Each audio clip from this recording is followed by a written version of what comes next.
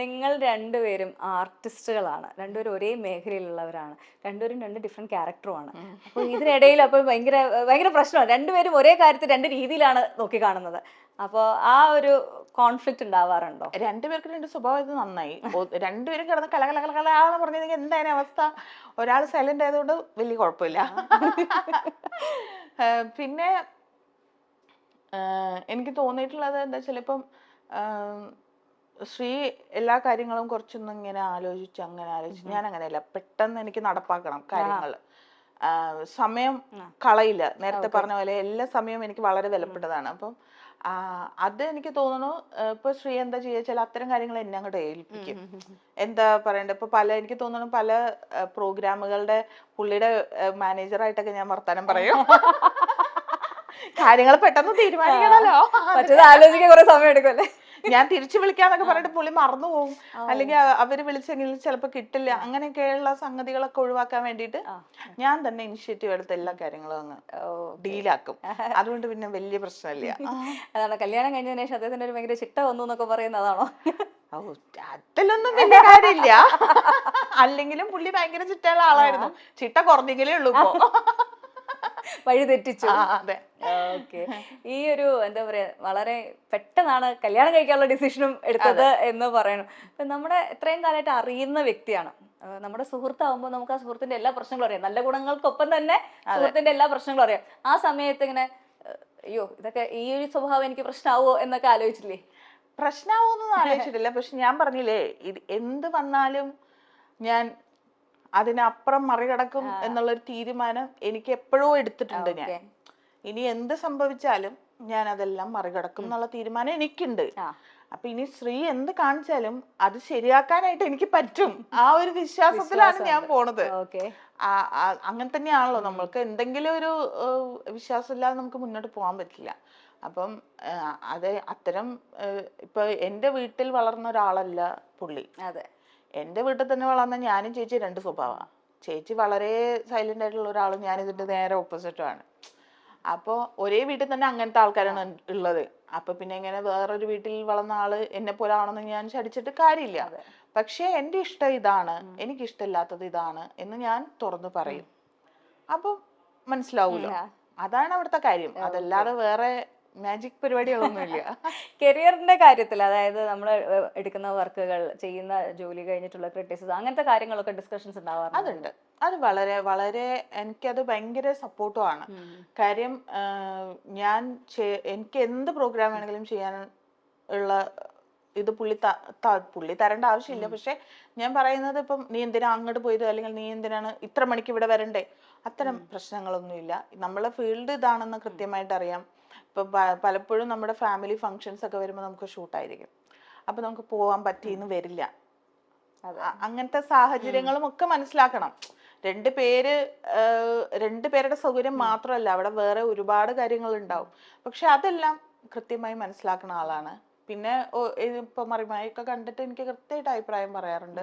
അത് ഇഷ്ടമായിട്ടില്ലെങ്കിൽ ഇഷ്ടമായിട്ടില്ല, അങ്ങനെ ചെയ്തു നോക്കൂ, അതെല്ലാം പറയാറുണ്ട്. പിന്നെ ഒന്നിനും എന്നോട് വേണ്ടാന്ന് പറഞ്ഞിട്ടില്ല. അപ്പം ഞാൻ ഇപ്പൊ എനിക്കൊരു ഓൺലൈൻ സ്റ്റോർ ഉണ്ട്. ഓസ്കി എന്നാണ് അതിന്റെ പേര്. ഓസ്കി ഡിസൈൻസ് എന്നാണ്. അപ്പൊ അത് ചെയ്യട്ടെ, വേണ്ട നിനക്ക് സമയമില്ലല്ലോ, നീ ചെയ്യണ്ട, അതല്ല. ചെയ്തോ, നിനക്ക് ഇഷ്ടമുണ്ടെങ്കിൽ നീ ചെയ്തോ, ഓക്കെ അല്ലേ, അത്ര മാത്രമേ ഉള്ളൂ. അല്ലാതെ ഒരിക്കലും എന്നെ നിരുത്സാഹപ്പെടുത്തിയിട്ടില്ല ഒരു കാര്യത്തിനും. ഇപ്പൊ നമ്മള് ഏറ്റവും ലേറ്റസ്റ്റ് വിശേഷം പറഞ്ഞില്ല, ഇത്ര നേരം നമ്മളതിനെ പറ്റി ചോദിച്ചിട്ടേ ഇല്ല, പഞ്ചായത്ത് ചട്ടി. പേര് പറയുമ്പോ ചെറിയൊരു ചമ്മലുണ്ട്, എന്നാലും ഒരു ചമ്മലിന്റെ ആവശ്യമില്ല. നമ്മള് എറണാകുളം സൈഡിലുള്ളവർക്കറിയാം, എറണാകുളത്ത് കൂടി പോകുന്ന എല്ലാ ബസ്സുകളിലും എഴുതിയിട്ടുണ്ടാവും ജെട്ടി ജെട്ടി ജെട്ടി, അല്ലെങ്കിൽ അതിലെ കിളി പറയുന്ന jetty jetty jetty jetty jetty അല്ലേ, jetty Menaka. Jetty Menaka, jetty Menaka തന്നെയല്ലേ പറയാ. അതന്നെയാണത് പഞ്ചായത്ത് ജെട്ടി. അതായത് ഒരു 4 സൈഡും വെള്ളം, അങ്ങനത്തെ ഉള്ളൊരു ഗ്രാമം. അവിടുത്തെ കഥ, അവിടുത്തെ കുറച്ച് ആൾക്കാര്, അതാണ് പഞ്ചായത്ത് ജെട്ടി. കുറേ സിനിമകൾ ചെയ്തിട്ടുണ്ട്. പക്ഷെ മറിമായൻ ടീമിന്റെ ഒപ്പം സിനിമ ചെയ്യുമ്പോൾ ആ ഒരു സ്പെഷ്യൽ മൊമെന്റ് ആണ്. എന്താ പറയുക, എനിക്കൊന്ന് കുറെ നാൾ ആഗ്രഹിച്ചതിന് ശേഷമാണ് ഇത് വർക്ക്ഔട്ട് ആയത്. അപ്പൊ അങ്ങനെ ഉണ്ടായിരുന്നു. ആ സിനിമയുടെ ഒരു ഐഡിയ ആദ്യം എങ്ങനെയാ വന്നേ? ആ സിനിമയുടെ ഐഡിയ എന്ന് പറഞ്ഞാൽ സിനിമ ചെയ്യാൻ വേണ്ടിയിട്ടുള്ള ഒരു കഥയായിരുന്നില്ല ഇത്. ഞങ്ങളുടെ സലീമിക്ക ഒരുപാട് കൗണ്ടറിന്റെ ആളാണ്. എപ്പിസോഡുകൾ കണ്ടാൽ നിങ്ങൾക്ക് അറിയാം, അതൊന്നും എഴുതി വെച്ചിട്ടുള്ളതല്ല, പടപടാന്ന് അടിക്കുന്നതാണ്. ഇതുപോലെ പുള്ളി അവിടെ പഞ്ചായത്ത് മെമ്പറൊക്കെ ആയിരുന്നു. അപ്പൊ പുള്ളിയുടെ അനുഭവത്തിൽ നിന്നുള്ള ഒരുപാട് കഥകളുണ്ട്. ഞങ്ങൾ ഇങ്ങനെ ചിരിക്കും, കാര്യം അങ്ങനത്തെ കഥകളാണ്. അങ്ങനെ ഒരു ദിവസം ഇതെല്ലാം കൂടി കൂട്ടിയിട്ടുണ്ടെങ്കിൽ നമുക്കൊരു സിനിമയ്ക്ക് ചിരിക്കാനുണ്ടാവൂലോ എന്ന് പറഞ്ഞു. അപ്പൊ അത് അങ്ങനെ വെറുതെ കൂട്ടിയാൽ പറ്റില്ലല്ലോ. അപ്പൊ അത് കുറച്ച് അതിൽ എന്താ പറയാ, സിനിമേനെ ഗൗരവമായിട്ട് കാണുന്ന ഒരാൾ മണിയേട്ടനാണ്. അപ്പൊ മണിയേട്ടനും കൂടെ ഇരുന്നിട്ട് എഴുതി അതൊരു സ്ക്രിപ്റ്റായി.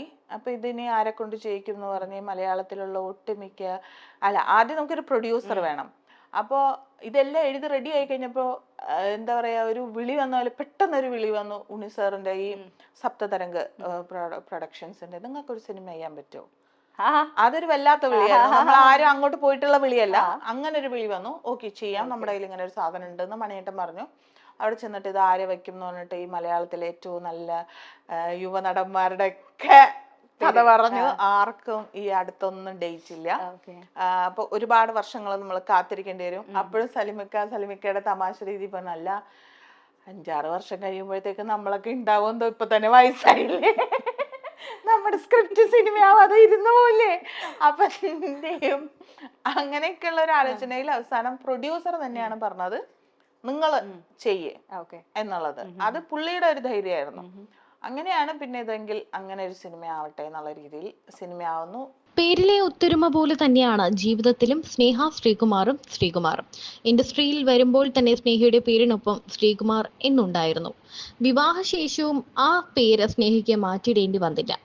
സ്നേഹയും ശ്രീകുമാറും കഴിഞ്ഞ കുറച്ചു നാളുകളായി സോഷ്യൽ മീഡിയയിലെ ഒരു വലിയ ചർച്ചാ വിഷയം തന്നെയാണ്.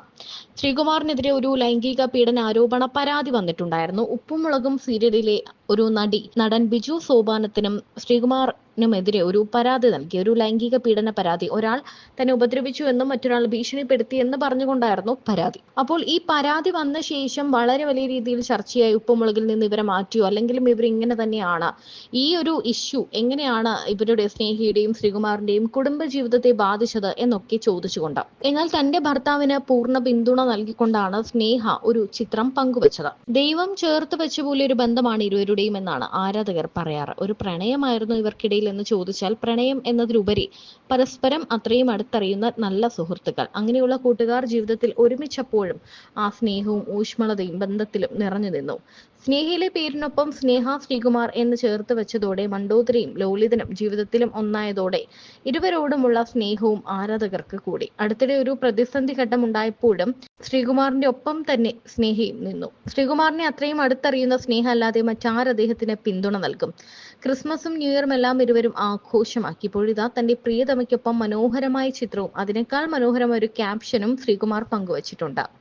പൊതുവെ സോഷ്യൽ മീഡിയയിൽ നിന്നും വിട്ടുനിൽക്കുന്ന ശ്രീകുമാർ അല്പം റൊമാൻറ്റിക് ഹാഷ്ടാഗുകളോടെയാണ് ചിത്രങ്ങൾ പങ്കുവച്ചത്. എന്റെ ശക്തി, എന്റെ പെണ്ണ്, strong family, my strength, my girl, strong family എന്നീ ഇംഗ്ലീഷ് ഹാഷ്ടാഗുകളോടെയാണ് ശ്രീകുമാർ പോസ്റ്റ് പങ്കുവച്ചത്. ഇരുവർക്കും ഒരു മകനാണുള്ളത്, കേദാർ. കുഞ്ഞിന്റെയും കുടുംബ വിശേഷങ്ങളും എല്ലാം സ്നേഹ സോഷ്യൽ മീഡിയ വഴി പങ്കിടാറുണ്ട്. അഭിനയത്തിന് പുറമെ ബിസിനസ് രംഗത്തേക്ക് കൂടി ചുവടുവെച്ച സ്നേഹയ്ക്ക് പൂർണ്ണ പിന്തുണയാണ് ശ്രീകുമാറും നൽകുന്നത്.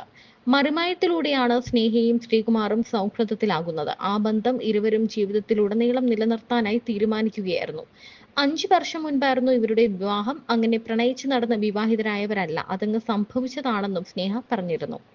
ഓസ്കാറിനും കേദാറിനും ഒപ്പമായി സന്തോഷകരമായ ജീവിതം നയിച്ചു വരികയാണ് സ്നേഹയും ശ്രീകുമാറും. ചാക്കോച്ചൻ രാജമാറ്റിയാഹു എന്ന് പറയുന്ന സിനിമയിലാണ് ഞാൻ ചെയ്തിട്ടുള്ളത്. അപ്പൊ കുറേ ദിവസം ഷൂട്ട് ഉണ്ടായിരുന്നു കോഴിക്കോട്. മഴയൊക്കെ ആയിട്ട് ഞങ്ങൾ പെട്ടിട്ട് അങ്ങനെയും കുറേ ദിവസം നീണ്ടു. അപ്പോ ആദ്യത്തെ തവണയ്ക്ക് നമ്മൾ കാണുമ്പോഴത്തേക്കും ഇങ്ങനെയാന്ന് നമുക്ക് അറിയില്ലല്ലോ. അതിൽ ആസിഫും ഇവര് ഭയങ്കര കൂട്ടാണ്. അവർ രണ്ടാളും എപ്പോഴും അവർ രണ്ടാളും ഒന്നിച്ച് ഭയങ്കര തമാശയൊക്കെ പറയണതൊക്കെ കാണാം. പക്ഷെ പിന്നെ കുറച്ച് ദിവസം കഴിഞ്ഞപ്പോഴത്തേക്കും നമ്മളായിട്ടൊക്കെ ഭയങ്കര കൂട്ടായ ആള്.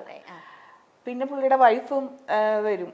പിന്നെയുള്ള ഇതെന്താ വെച്ചാല് നമ്മള് ദംഷറാസ് കളിക്കുക, അല്ലെങ്കിൽ സിനിമയുടെ പേര് സ്വകാര്യമായിട്ട് പറഞ്ഞിട്ട് അത് ഇങ്ങനെ അഭിനയിച്ച് കാണിക്കില്ലേ, അതായിരുന്നു നമ്മുടെ മെയിൻ കളി. അത് അങ്ങനെയൊക്കെ ആയിട്ട് പിന്നെ അത് എങ്ങനെയത് പറയേണ്ടതെന്ന് എനിക്കറിയില്ല. പിന്നെ അത് അങ്ങനെ ആയി ഭയങ്കര ഒരു എല്ലാവരും അങ്ങനെ. അനുശ്രീ ആയിരുന്നു, അനുശ്രീ. പിന്നെ നിക്കി മാത്രമാണ് കുറച്ച് ദിവസം ഉണ്ടായിരുന്നുള്ളൂ. അപ്പൊ നിക്കിക്ക് പെട്ടെന്ന് നിക്കിയുടെ പോർഷൻസ് തീർക്കേണ്ടത് കൊണ്ട് നിക്കിക്ക് മാത്രം അതിൽ പങ്കെടുക്കാൻ പറ്റിയില്ല. ബാക്കി സെറ്റിലുള്ള എല്ലാവരും അതിൽ പങ്കെടുത്തിട്ടുണ്ട്. ഉണ്ട് ഷാജിൻ ചേട്ടൻ, ആസിഫ്, ചാക്കോച്ചൻ വളരെ തമാശയൊക്കെ പറഞ്ഞ് അങ്ങനെയൊക്കെ ഭയങ്കര രസമുള്ള ഒരാളാണ്. ഓക്കെ, രാജുവേട്ടൻ. ഇല്ല, ഞങ്ങള് വളരെ എന്താണ്, അദ്ദേഹം വളരെ ഫ്രണ്ട്ലി തന്നെയായിരുന്നു. ഞങ്ങൾ ഒരുമിച്ചുള്ള ആ ദിവസങ്ങളൊക്കെ വർക്കിനോട് ബന്ധപ്പെട്ട കാര്യങ്ങൾ മാത്രം സംസാരിച്ചിട്ട് പോകുന്ന ഒരു രീതിയിലായിരുന്നു. ഓക്കെ, അതുകൊണ്ട് ചേട്ടന് കുറച്ചുകൂടെ കംഫർട്ടബിൾ ആയിരുന്നു അല്ലേ? ശരിയാ, പൊതുവെ കേട്ടിട്ടുണ്ട് രാജുവേട്ടനും കുറച്ചുകൂടെ ഒന്ന് റിസർവ്ഡ് ആണ്, അധികം സംസാരിക്കൊന്നും ഇല്ലാന്ന് കേട്ടിട്ടുണ്ട്. ഓക്കെ, ആസിഫ് അലി. ആസിഫ് അലി ഞാൻ നേരത്തെ പറഞ്ഞല്ലോ, പിന്നെ അങ്ങനെ തന്നെയായിരുന്നു സെറ്റില്. ആദ്യത്തെ ഒരു 2-3 ദിവസമാണ് എൻ്റെ ഒരു ഉൾവലിവ് എനിക്കുണ്ടായിരുന്നത്. അവർക്ക് അതൊന്നും ഇല്ല. പിന്നെ ആസിഫ് ആ സമയത്താണ് എന്ത് ബൈക്കാണെന്ന് എനിക്കറിയില്ല, എന്തോ ഒരു ബൈക്കൊക്കെ കൊണ്ടുവന്ന് രാത്രി ചാക്കോച്ചനെ കൂട്ടി കറങ്ങാൻ പോവാ. ആൾക്ക് വണ്ടിയൊക്കെ ഭയങ്കര ഇഷ്ടമാണല്ലോ. പിന്നെ അന്നാണ് ആദ്യമായിട്ട് നേരിട്ട് മിനി കൂപ്പർ കാണുന്നത്. ആസിഫ് കൊണ്ടുവന്നിട്ട് മിനി കൂപ്പർ പുതിയതാണെന്ന് പറഞ്ഞിട്ട് അതൊക്കെ കൊണ്ടുവന്നു. പിന്നെ ഇഷ്ടമുള്ള ഫുഡുകളൊക്കെ പറയായിരുന്നു. കണ്ണൂര് ആണല്ലോ, അപ്പോൾ അവിടെ നല്ല ഭക്ഷണം ഉണ്ട് എന്നൊക്കെ പറഞ്ഞിട്ട് അങ്ങനെയൊക്കെ നന്നായിട്ട് സംസാരിക്കുകയൊക്കെ ചെയ്യണ. ലാലേട്ടൻ എങ്ങനെയാ ചേച്ചി? ലാലേട്ടൻ അത് എപ്പോഴും ഒരു അത്ഭുതം തന്നെയാണ്. കാര്യം ഞാൻ സിനിമ അല്ല, ഞാൻ ആദ്യം നാടകമാണ് ചെയ്തത്. അപ്പോൾ നാടകത്തിന്റെ റിഹേഴ്സൽ ഒരു 2 മാസത്തോളം ഉണ്ടായിരുന്നു. അപ്പൊ നമ്മള് എന്താ പറയാ, ഒരു ചമയങ്ങളും ഇല്ലാതെയാണ് ആളെ കാണുന്നത്. അപ്പോൾ പുള്ളിയുടെ ഒരു ഡെഡിക്കേഷൻ, പുള്ളി എന്ന് പറയുന്ന ആക്ടർ, എല്ലാം നമുക്ക് പഠിക്കാനുള്ളതായിരുന്നു. എൻ്റെ അടുത്ത് കൂടുതലും സംസാരിച്ചിരിക്കുന്നത് കഥകളിയെ കുറിച്ചായിരുന്നു. പുള്ളി വാനപ്രസ്ഥം ചെയ്തത് കൊണ്ട് തന്നെ കഥകളി ആൾക്ക് നല്ല ഇഷ്ടമാണ്. പക്ഷെ പഠിക്കാനുള്ള ഒരു സമയം കിട്ടിയിട്ടില്ലല്ലോ. പക്ഷെ എങ്കിലും വാനപ്രസ്ഥത്തിന് വേണ്ടി പഠിക്കാൻ പറ്റിയത് ഭാഗ്യം എന്നുള്ള രീതിയിലായിരുന്നു സംസാരിച്ചിരുന്നത്.